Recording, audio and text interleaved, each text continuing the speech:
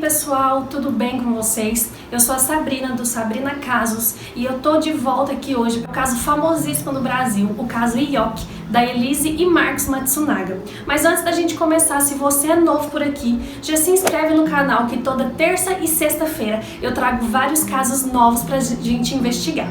Se você também não me acompanha pelo Instagram, já corre lá, porque lá eu coloco várias publicações e extras sobre os casos que eu trago aqui no YouTube pra vocês. Então vamos começar logo o caso de hoje.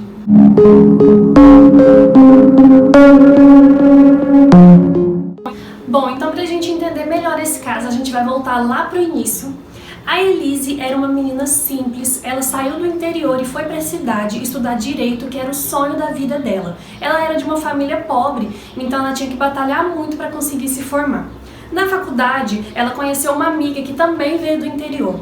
Depois de um tempo, essa amiga confidenciou para ela que ela trabalhava como acompanhante para ajudar a pagar os estudos.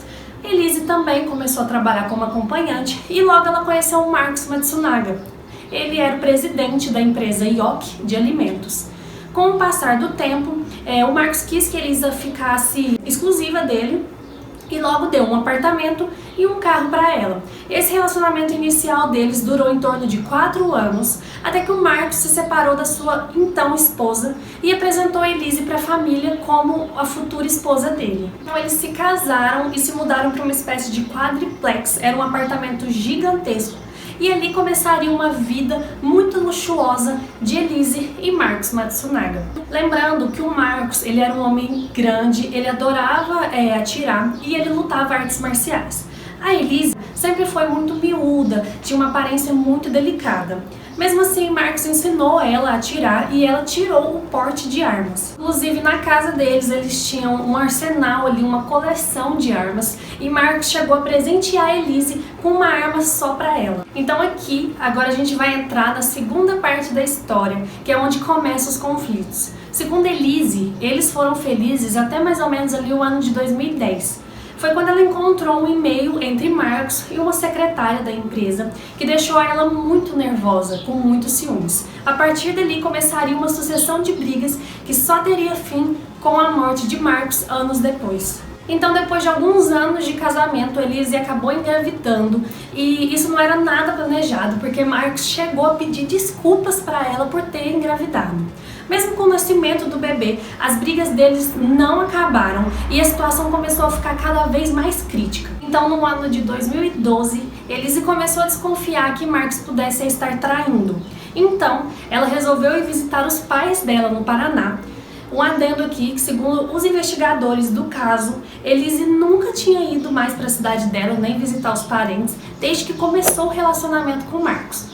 Mas voltando, ela foi fazer essa viagem para o Paraná e ela contratou um investigador particular para ficar na cola de Marcos, para ela descobrir de vez se ele estava traindo ela mesmo. Então, no fim de semana, a Elise viaja para o Paraná e o investigador fica de olho em Marcos. Na sexta-feira, ele consegue filmar e fotografar Marcos com outra mulher. Ele liga para Elise e ela pergunta se ele tem tudo e ele confirma. No outro dia, então, Elise vai para o aeroporto e no caminho ela faz uma parada e compra uma serra elétrica. Segundo Elise, aquela serra era para abrir vinhos que ela e Marcos gostavam muito. Mas ela entra no voo e volta para São Paulo. Chegando no aeroporto, Marcos busca ela, a babá e a filhinha deles de 1 ano de idade.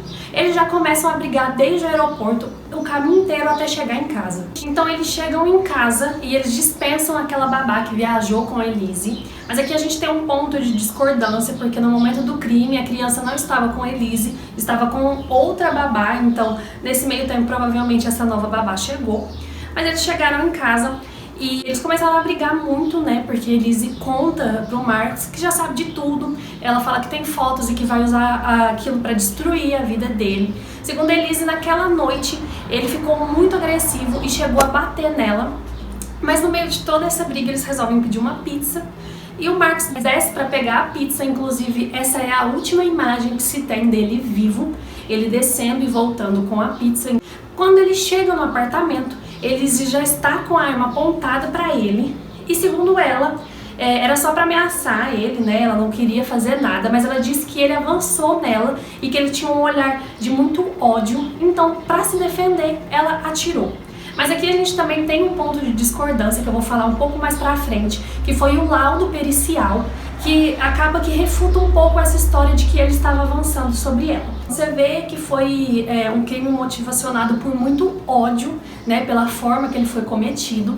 Inclusive, nos laudos periciais, a causa da morte de Marcos não é pelo tiro que ele levou na cabeça. Segundo os médicos legistas, ele provavelmente estaria vivo naquele momento. A causa mortis dele foi asfixia pelo sangue da degola. Então, o sangue, na hora que Elise cortou a cabeça dele, entrou nos pulmões. E para esse sangue entrar nos pulmões, a gente tem que ter respiração. Então, Marcos ainda estava vivo àquela altura. Além desse fato chocante, durante ali o processo de esquartejamento, a babá chegou a ligar para Elise porque ela precisava ir se alimentar e a bebê também precisava comer. Então, Elise parou o que ela estava fazendo, se limpou e foi lá amamentar a sua filha. Depois ela retornou e continuou o trabalho. Todo o processo de esquartejamento só terminou no outro dia. Elise ficou muitas horas fazendo aquilo e por volta das 11 horas do outro dia, a gente tem as imagens da câmera de Elise descendo com malas. Essas malas estavam os pedaços de Marcos dentro de sacos plásticos azuis e Elise estava saindo para dar um fim naqueles pedaços de uma vez por todas. Então, no dia 20 de março de 2012, Elise sai com as malas e o plano inicial dela era chegar até o Paraná e se livrar do corpo ali, mas no meio do caminho ela é parada pela polícia rodoviária e ela estava com os documentos do carro atrasado. Mas por algum motivo ela foi liberada, né? Eles não fizeram uma busca no carro nem nada. E com medo ela não foi mais até o caminho do Paraná, ela parou em Cotia, São Paulo, e por lá mesmo ela jogou os pedaços do marido. Então no dia seguinte ela convoca uma reunião com a família de Marcos.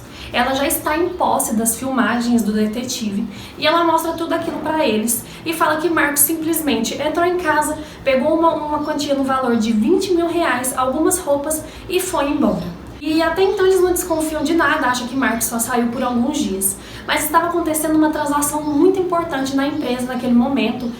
Se eu não me engano, eles iam vender para uma multinacional ou abrir uma filial nos Estados Unidos. E Marcos fica, então, muito preocupado com aquela transação que tinha que acontecer e também com o irmão, porque aquilo não era do estilo de comportamento de Marcos fazer. Ele vai até o síndico e pede as filmagens. Todo esse momento, o irmão estava acompanhado por um amigo da empresa e por Elise. Elise chorava muito. E eles viram as filmagens, o Marcos descendo, subindo, né, com a pizza, e não vem mais nada. Inclusive a polícia até procurou por pontos cegos no prédio, porque às vezes Marcos pode ter saído por algum lugar que a câmera não pegou, mas eles não acharam nada. Num desses dias, depois de ver as filmagens, o amigo, o irmão de Marcos e Elise vão comer uma pizza, também lá no apartamento de Elise. Ao fim da refeição, o amigo resolve ajudar Elise a limpar as coisas. Uma coisa que ele achou esquisita foi porque quando ele foi jogar os restos de comida no lixo, ele viu um saco azul com uma fita muito diferente, um saco de lixo importado. Então ele ficou gravado aquilo na cabeça, porque não era comum ver um saco daquele tipo. Guardem essa informação que mais pra frente a gente vai entender essa questão do saco azul.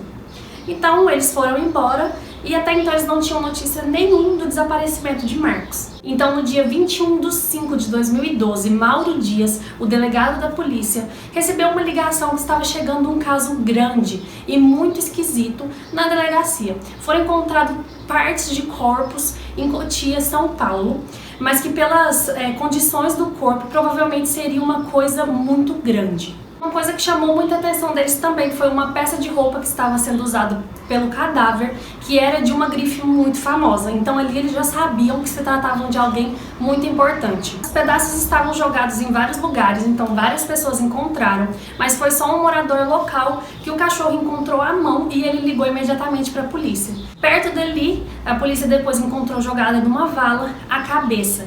Então ali seria mais fácil de identificar o corpo. Então, como a família de Marcos já tinha registrado um boletim de ocorrência, não demorou para eles identificarem o corpo. Eles chamaram o irmão dele e ele ficava olhando as fotos do corpo e ficava achando que poderia ser, mas que não poderia ser o irmão dele.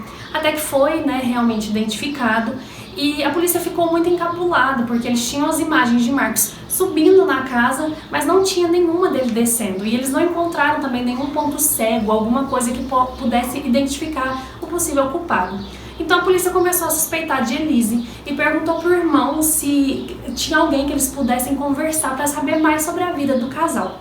O irmão disse então que eles tinham uma espécie de guia espiritual que tinha casado eles, e eles foram atrás desse guia. O guia informou a polícia que ele já tinha dito para Marcos que tomasse cuidado com Elise, porque ele tinha medo que ela pudesse cometer algum tipo de besteira, e que as armas que eles tinham em casa ele falou para trancar e esconder essa chave. Então a polícia, já com a pulga atrás da orelha, juntou uma coisa à outra, pegou todas as provas e foi até a casa de Elise. Chegando lá na casa, Elise desceu e o delegado Mauro já falou na lata: por que você matou seu marido?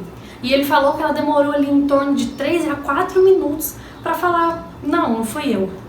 Então ele disse a ela que tinha um mandato e subiu no apartamento e pediu para ela as roupas que ela estava usando nos dias da filmagem. Ela levou ele até um closet, pegou as roupas e entregou para ele. E as roupas estavam limpas. Aí ele perguntou por que só aquelas roupas estavam limpas. Aí ela disse que é porque elas estavam sujas anteriormente.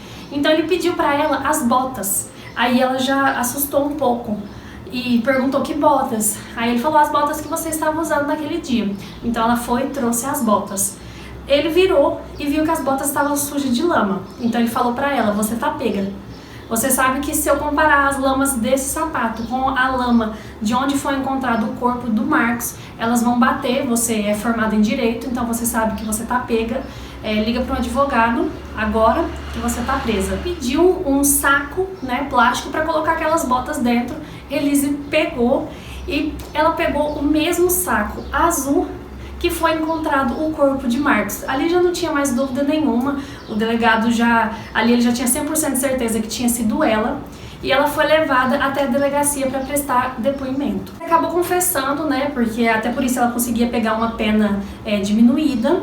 E voltando àquele assunto do legista que eu falei pra vocês, Elise tinha falado que atirou em Marcos porque ele estava indo pra cima dela. Mas segundo li os laudos periciais e todos os exames feitos, a bala ela entrou meio que inclinada de cima para baixo. Isso só poderia acontecer se Marcos tivesse se abaixado para tentar se defender, porque ele foi surpreendido quando entrou no apartamento. Outra coisa interessante é que o médico legista falou que os cortes estavam extremamente limpos, mas que eles acham que foi 2 pessoas diferentes que fizeram aqueles cortes, porque os primeiros eles estavam todos retalhados e os outros estavam perfeitos. No entanto, nunca foi provada a participação de outra pessoa. Talvez tenha sido porque ela estava nervosa no começo e depois ela já estava descansada, então os cortes ficaram mais precisos, mas o legista ainda crê na participação de outra pessoa.